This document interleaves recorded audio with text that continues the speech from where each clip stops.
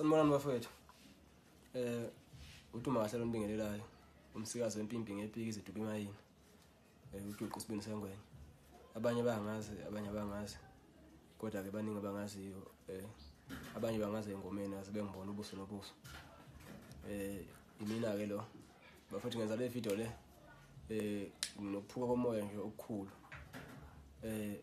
Ngithole umbiko lapha namhlanje ekseni kwathiwa kunentombazane elahleke ekhaya kubo ikade yodibana nomuntu okuthiwa ebeyibiza ngoDumakahle kuyona. Futhi le ntombazane le muntu besithandane naye angazi noma mhlawumbe isikhathi bathi singango 6 months bengakaze bebonana. So angazi lo muntu noma wazana nomuntu engijwayelene naye because bekwazi ukusendela le ntombazane esendele ngisho ingane yami yabo. Ezama nje ukuyiprove kule ntombazane ukuthi yena uyimina. Ixoxela nje nemilando akangayazi ukuthi umama wamshiya ngimncane kangakanani ukuthi ade ngisanda kushonela ubaba sokulezo nto lezo. Exoxa izifi yena uDumakahle le ntombazane. Futhi wathandana nale ntombazane wazayiphoqa ngisho ukuthi ihlukane nobaba wengane yayo yabona. So uma le ntombazane kuyima ikuthola late ukuthi lo muntu lo akayena uDumakahle nabasekhaya kubo lo muntu lo kuthiwa bekhuluma ngisho nabantu bakubo kwale ntombazane ngisho abazali bayo. Bazi nje ukuthi uthandana noDumakahle ngisho ngakubo kwale ntombazane bazi ukuthi ithandana noDumakahle yabo. So lento ingiphatha ngizwisa ubuhlungu kakhulu because lo muntu lo kuthiwa ebenokwenza ngisho i-screenshot esendele le ntombazane eprovela abalandeli futhi bekhuluma naye ukuthi bemncoma ukuthi uyayishaya ingoma nani because bazokuthi uDumakahle ngoba bathi lo muntu une-fake account ku-Facebook kaDumakahle maphathe efika njani yabo. So le ntombazane siqale ukuhlangana naye lapho yona engazi futhi icanga ukuthi i-page i-account kaDumakahle le. So bafethu ngifisa ukuthi nikwazi ukuthi uDumakahle ayikho enye into kaDumakahle ngaphandle kwe-page kaDumakahle lithi Dumakahle SA.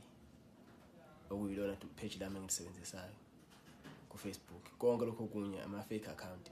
Lento ingizwisa ubuhlungu ukuthini na uma ngathiwa intombazane yabantu iyalimala nje. For example, lengaba libi igama lami ngoba kungaziwa ukuthi le ntombazane ilenyazo mhlambe uDumakahle yabo. So bafowethu ngizocela kakhulu ngoba sesiseshe sasesha saze sasithola isithombe sakhe lo mlisa lo yabo. Nginama voice note wakhe futhi ngizozama ukuthi ngiwadedele ama voice note wakhe senze icebo lokuthi abamaziyo mhlambe ngevoice mhlambe bangakubo futhi icela ukuthi bemveze ngoba abantu abenza njengalo muntu lona bafethu abafuneki ngempela. So ngiyacela ukuthi ke uma ngabe mhlambe ngizoveza nje ama voice note ambalo noma amabili just for ukuthi bangakhona umuntu recognize ngevoice bese ngifike ngiveze isithombe sakhe. Abamaziyo bafethu ngiyacela ukuthi bephumele obala bengixhumanise naye lo muntu lo ukuze ezothatheka inyathelo ezi-right ngaye ngoba lento akayenzayo i-wrong kakhulu yabo. Okungenzeka ukuthi ucela ngisho imali kubantu bazi ukuthi banikeza uDumakahle imali yabo.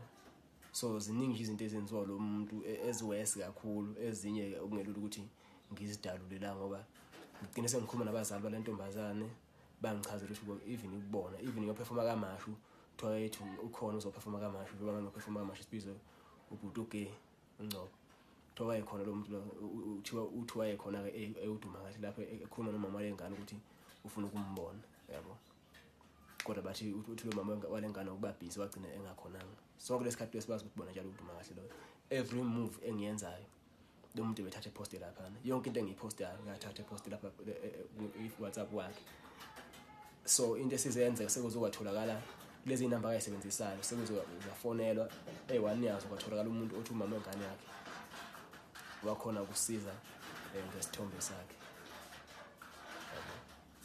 So bafethu ngiyacela ukuthi ningisize ngokuthi ningitholise lo muntu ngoba kuzobonakala igama lami kumoshakala igama lami ngigcine ngimoshakalelwa umsebenzi wami ngenxa yomuntu oyisikhohlakala. Bese bafethu niyagada kakhulu ama-account ka-Facebook.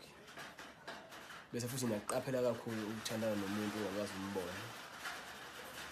Yilokho nje bafethu ngiyabonga kakhulu ngizofaka le video kwa page nami bese ngifaka isithombe ngilandelisa ngokufaka isithombe salomjiki salomlisa ke ngiyabonga kakhulu.